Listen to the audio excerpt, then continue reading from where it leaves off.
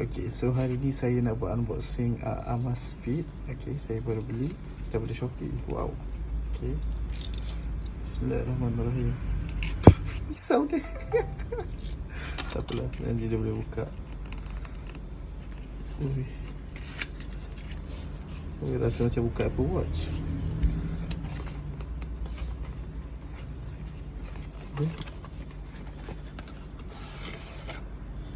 Wah, saya ada logo Amazfit.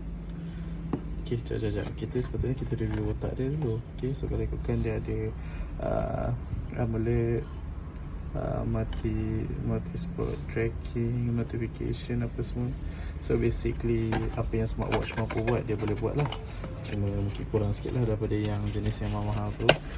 Okay, so kita buat.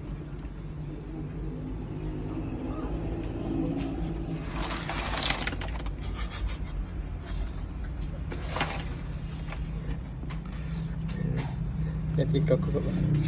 Tak apa. Okay, so ni macam dia. Dia ada tab. Okay, so kita tarik tab dia. Oh, okay.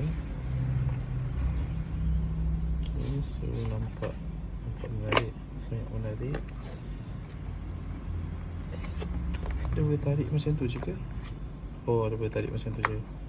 So dia saya jakun sikit. Okay, so tu jam tu dengan stiker nampaknya. Okay. So saya rasa dia tekan power button.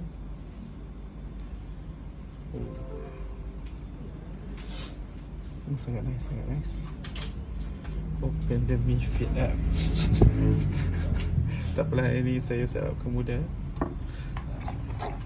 Okay, so dalam kotak dia ada charger dan kemudian macam biasalah documentation. Okay, so itu saja unboxing untuk ni. Assalamualaikum warahmatullahi wabarakatuh.